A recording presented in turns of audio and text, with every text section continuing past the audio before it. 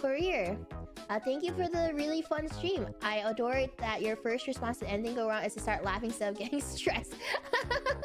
Yeah, laughing is sort of like, I guess like I laugh my pain out. Instead of getting angry, I just laugh. Cause like it helps me not get but like I usually, cause like it's better to just laugh it out than like if it's like something that's supposed to make you I guess like what's it called? That's supposed to like make you tilted or stressed out. If I laugh it off, I don't feel the tilt, I guess. Like I just laugh the pain out. So even Apex, yeah. Cause like when I die in Apex, I just like laugh it out or just like figure out what made me die and then like try and like not get like try and figure like, you know how when I die in Apex, I try to figure out like give you guys explanation on why I died and like what mistakes I made and what I could have done better to like avoid it. And then it's like just I feel like you have to go into games just not take it that seriously. But yeah, you got that growth mindset so healthy. Yeah. But yeah, that's why like during like moments, I know a lot of people have been like commenting in chat in my chats being like, oh, I really like how she doesn't get like tilted in moments that should tilt you. And I just like I try to go into mindset that it's just all fun and games and like it's just a video game. There's much more dumb shit happening outside of games. So and it's like if there's a moment that's supposed to tilt me, I just laugh it off because it's just a video game. Like it's just like it's not actually gonna hurt me and it's not gonna affect me like outside of it. So yeah, because it's like I don't know, back when I was a much younger dragon, that's something I learned over time because I used to be so toxic. I used to be a much more toxic gamer, and then I realized like as I started getting like older, I realized like there's other things in life. So I stopped like, you know, weren't stressing out about like raging and stuff. Being toxic is okay as long as it's funny. I think my toxicity isn't like that toxic. I think I'm more so it's just like dumb bants, I guess, like just having fun. I don't know, because like my perception of toxicity is like, I guess like everyone has much different, because I know some people say I might have like I'm like toxic and stuff, but I guess like that's their perception of toxicity. For me, growing up in such a, because I played like competitive games for a while now, and I've watched pro players, and I've watched like people who took competitive very, very seriously, and their toxicity is so much like worse than mine. So like for me, like that's why like I have a different perception on how I see what is considered toxic, because yeah, and they're doing it like yeah, like you're just being sassy. Yeah, I've had people, oh my god, I remember like encountering players where they're the thing I like don't like in terms of like toxicity, if they actually like you know, I respect high level players because I know it takes a lot of work to get there. And like when I encounter a player that I know is like someone like that I know that's like really good,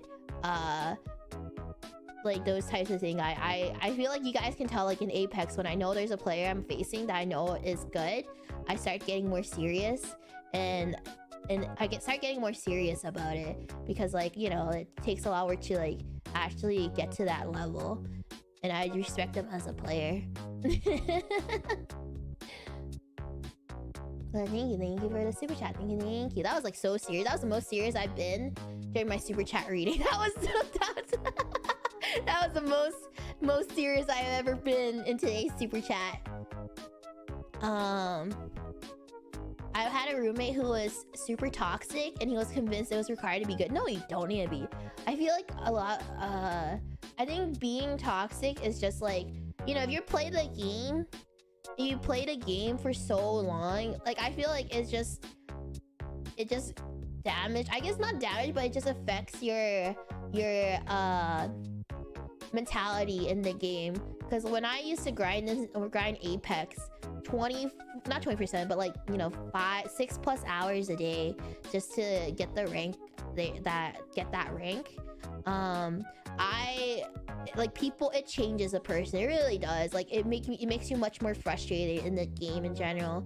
But yeah, it's just like it really, I think like playing a game for long periods of time and just like non-stop and not taking a break changes you mentally. That's why people get more toxic. Because a lot of pro players get that toxic mentality because, like, you know, playing the same game hours and hours and hours, and you can't play anything else different too, like, because it's, you know, they get paid to play this game 24/7.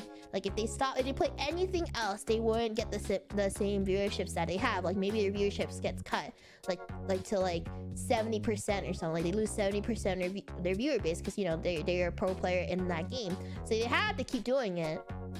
And it sucks because like they can't do like variety streams or anything. So of course that will affect you mentally and how you like approach the game, because you're so frustrated that you can't play anything else. And then especially like in competitive games where like a lot of pro players are always like being like, why can't, like, you know, are always like talking about how like the balances and stuff sucks and everything, and they feel like they're like sometimes the balances are not good and everything, and they have to deal with that too, and they have to deal with hackers, and they can't, like, you know, they have to keep, the thing that sucks the most is that they have to play rank or pubs, and they want to play rank because that gives them the most viewers, because, you know, everyone loves rank, everyone just wants to watch rank Apex, but there's such a huge hacking problem right now in Apex at the moment, but they can't not play. They have to keep playing, so it sucks for them because they have to go into lobbies knowing that it's full of hackers, and they have to keep doing it. They have to keep playing it, and yeah, sucks. I feel for them because I know like they can't stop, and of course that will affect their mentality. So I'm very lucky to be in the position I am, that I don't have to like, that I can play whatever I want in terms of like that I can have the freedom to do variety, and I don't want to take that for granted.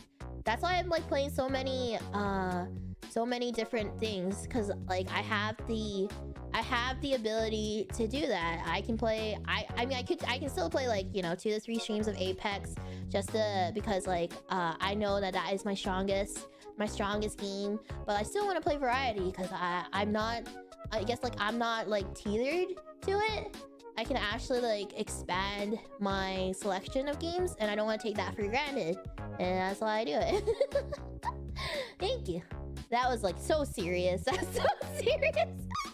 But thank you for listening to my TED Talk. Thank you everyone for listening to listening to the Selen Tatsuki TED Talk, everyone.